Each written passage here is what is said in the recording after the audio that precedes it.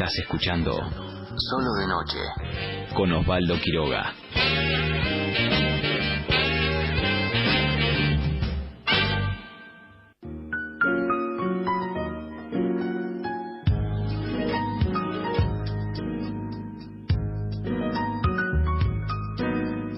Cambio de tema y les cuento que leí una novela estupenda. Cuando digo estupenda, digo estupenda. No podía abandonarla. Alguien comparó, y me parece muy justo, a Gustavo Rimoldi con Juan José Saer y Ricardo Piglia. Creo que sí, que son las comparaciones posibles. Y la verdad que encontré la novela casi de casualidad en la radio, y por supuesto empecé a leerla. Cuando empecé a leerla ya no podía detenerme con personajes algunos tan crueles como Morgan, y otros tan fascinantes, tan fascinantes. Gustavo Rimoldi, Osvaldo Quiroga te saluda, ¿cómo estás? ¿Qué tal, Osvaldo? ¿Cómo te va? Bien, fascinante tu novela, me quedé mudo. La verdad que para mí es evidente que no había leído tus otros trabajos, es evidente que no. Bueno, si no lo tendría presente, pero contame, es una novela del siglo XIX. Sí, sí, es una novela que transcurre en el siglo XIX, aunque yo considero que no por eso se trate de una novela histórica. Creo que no lo es. No lo es. Pero viste que tiene un contexto claramente reconocible en lo que sería la llamada conquista del desierto, ¿no? La mal llamada conquista del desierto, posterior a ese hecho. Y bueno, ahí es cuando se desarrolla un poco esta historia y esta peripecia de este médico extranjero que se llama Lontano y viene un poco como para descubrir qué es lo que sucede aquí con la gente que vive aquí, para estudiarla. Y bueno, ahí arranca toda la historieta. Digamos que Morgan es un norteamericano que es de una crueldad descomunal, que tiene tratos con el presidente y que tiene una esposa con una depresión severa, podría ser así. Exactamente. Y bueno, esa es la tarea principal, o digamos la gran excusa que tiene el médico italiano Lontano para llegar.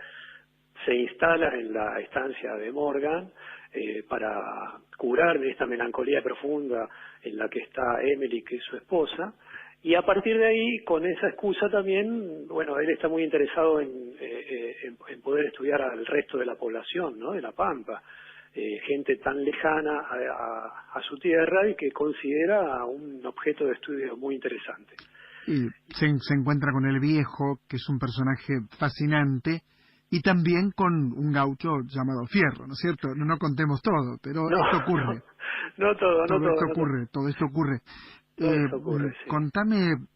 Contame cómo nació esta novela, cómo fue creciendo, la relación que encontrás en esta novela con el siglo XIX, con el Facundo de Sarmiento, o con Pedro Esteban Echeverría, o con una excursión en los Indios Ranqueles de Mansilla, por ejemplo. Tal cual, sí. Bueno, la novela surge, digamos, como surgen estas cosas, ¿no?, de manera muy extraña. En el sentido de que vos tenés una idea o lo que sería una gran imagen, una protoimagen, y de pronto va focalizándose cada vez más, las tenés que ir desarrollando y o sea, en un momento te encontrás con una idea que es para desarrollar, ¿no? Y a partir de ahí yo creo que comienza el viaje. Digamos, mi propio viaje como escritor en descubrir toda esta historieta, ¿no? Porque la novela me llevó un trabajo de 3, 4 años en los cuales yo tuve que ir descubriendo todo eso que sucede, todos estos personajes, como bien podés decir, este malvado Morgan, que es malvado, es cierto, es un tipo muy despiadado, con mucho poder, pero también sumido en una propia oscuridad que lo va encegueciendo a él mismo, ¿no? A mí me parece eso muy interesante en ese personaje, que yo fui viendo que hay una oscuridad que lo consume, ¿no? Uh-huh. Una oscuridad que lo consume y lo va haciendo más humano en su propia maldad, aunque parezca una contradicción, ¿verdad? Uh-huh. Y en sus tratos con el presidente, que representa al Estado, por supuesto, ahí se da una nueva disputa de poder, porque el Uh-huh. presidente también tiene un gran poder en ese momento, y bueno, ahí hay una cuestión de tráfico de armas, de disputa entre ellos, ¿no? Uh-huh. Siempre el poder disputa entre sí mismo, ¿no? Y estos dos personajes tienen una gran pelea entre sí. Y sí. No, por favor, continúa. No, lo que me decías con respecto al siglo XIX, bueno, claro, por ejemplo, qué sé yo, el tema de una excursión a los indios ranqueles de Mansilla, indudablemente ahí hay una fuente muy interesante, ¿no? Qué libro extraordinario, ¿no? Maravilloso. Yo creo que de lo mejor, ¿eh? Sí, yo también. Yo creo De que esa junto época. con el Facundo, digo el Facundo como obra literaria, ¿no? Sí, por supuesto. Es extraordinario, francamente es extraordinario.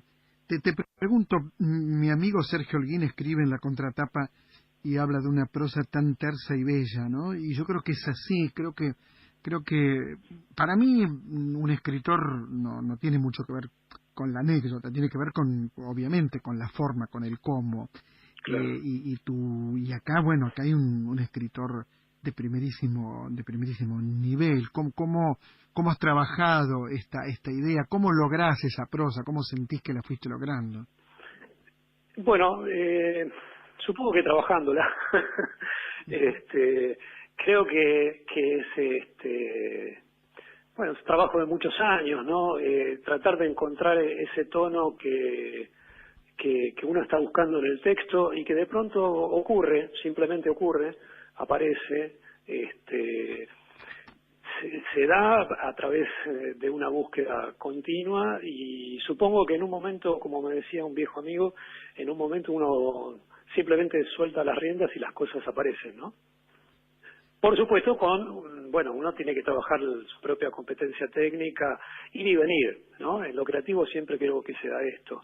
Uno avanza, después vuelve, uno avanza y vuelve. Y las cosas van apareciendo, ¿no? Uh-huh. Y creo también que la novela en ningún momento intenta tener prosa poética, pero creo sí que el discurso poético para un novelista es algo muy importante, aunque no lo ponga en práctica, ¿verdad?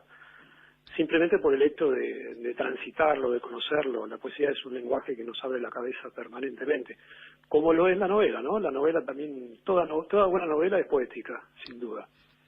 Entre tus autores nombramos a Mansilla, pero figura también Piglia y Saer. Y claro. Piglia, vos sabés que Piglia es un escritor, un gran escritor y un crítico y un estudioso maravilloso. Sin duda. Yo creo que es uno de los que a mí, por lo menos personalmente, yo más he leído de los argentinos, que te abre la cabeza permanentemente. Siempre está pensando Piglia. Te tira ideas, te abre caminos permanentemente, sin duda. Y en el caso de Saer tenés, un gran estilista, ¿no? Un escritor que yo creo que tiene un trabajo con el estilo muy profundo. Yo, por supuesto, en lo más mínimo me creo cercano a ellos. Creo que voy más por esa senda entre la literatura popular y que a la vez intenta tener algo de prosa de autor, pero bueno. No, yo creo que estás muy muy cerca, que es una prosa de un gran escritor. A mí me sorprendió, y además en mi caso la alegría de descubrir un excelente escritor, porque por ignorancia, por supuesto, no te conocía, porque no leí tu novela anterior, que creo que es Tres heridas, ¿no es cierto? Tres heridas, exactamente, que se publicó hace muchos años antes. Quizá no está tan cercana a esta novela, porque pasó mucho tiempo, porque fue mi primera novela. Y bueno, también hubo una segunda, esta es la tercera en realidad, Lontra, ¿no? Hubo una segunda novela que yo tuve la lucidez de descartar por completo. Porque simplemente no, consideré que no llegaba a los lugares que debía llegar, pero me sirvió mucho, me sirvió mucho porque me llevó unos años también trabajarla, pero me indicó el camino por el cual yo de pronto me di cuenta que tenía que transitar, ¿no? porque esa novela quizá iba por un lugar más autorreferencial que en verdad no era mi camino, ¿no? Entonces, lo que es totalmente respetable, por supuesto, pero que no era el mío, no lo veía bien, no lo sentía cómodo, así que quedó ahí, en el camino descartada, ¿no? Pero por eso creo que también ese tipo de tránsitos que a veces uno desarrolla y que no necesariamente llega a buen término, sin embargo te indican el otro camino que es quizá el tuyo, ¿no? Cuando la leía pensaba, es el nacimiento de la patria. Cuando uno piensa que este es el nacimiento de la patria, se pone un poco, en mi caso, los pocos pelos que me quedan de punta, ¿no? Claro, ¿viste? Es impresionante, pero el nacimiento de la patria es eso, ¿no? Y la conquista del desierto fue una gran operación inmobiliaria, ¿no? Como dice mi amigo Osvaldo Bayer, ¿no? Sí. En Cierto, fin, sí. esto es terrible, ¿no? Es terrible. Y también hay algo más sutil y a la vez fascinante que sería el deseo soterrado, ¿no? Circula una energía sexual en esa casa que no se concreta, pero está ahí, bueno, en algo se concreta, pero circula el sometimiento, claro. circula la cautiva sin ser cautiva. Exactamente. Porque uno piensa la cautiva, piensa la guerra al malón. Bueno, el malón se llevó a la cautiva, Blanca se la llevó a la toldería. Y acá hay una cautiva, pero una cautiva de su propio marido, una cautiva de un sistema, de una manera de vivir, de una manera de pensar el mundo. Exactamente. Ahí el juego del sistema es muy importante, como vos decís. Digamos, son personajes que están de una manera u otra, la mayoría están o en el, digamos, ya atrapados por un nuevo sistema que los ha atrapado, entre ellos el propio Morgan con su esposa, ¿no? La población de gauchos que están siendo, digamos, domesticados, ¿no? Por el nuevo liberalismo imperante, los indios que han sido diezmados totalmente, que están en lo poco que queda están en Luida, y quizá el único que queda fuera de todo sistema es el viejo, ¿no? El personaje del viejo, que bueno, y Fierro también, claro, ¿no? Sí, al viejo lo van a ver, es como un sabio que vive, que no sé cómo todavía no lo mataron, ¿no? Claro, porque parece indefenso el viejo hasta que empieza a asomar su poder, ¿no? Porque es cierto, un poco yo después me di cuenta de eso, de que podía representar este mito del viejo sabio, que está en todas las culturas, por supuesto. Y claro, el viejo tiene esos poderes que parece indefenso, pero no lo es. Y creo que nos habla a nosotros también en nuestra...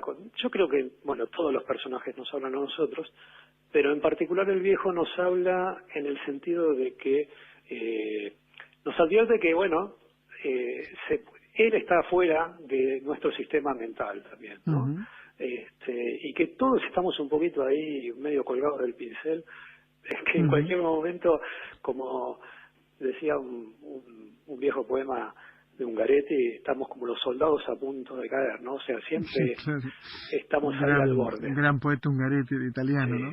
Sin duda. Gustavo, das talleres, ¿no?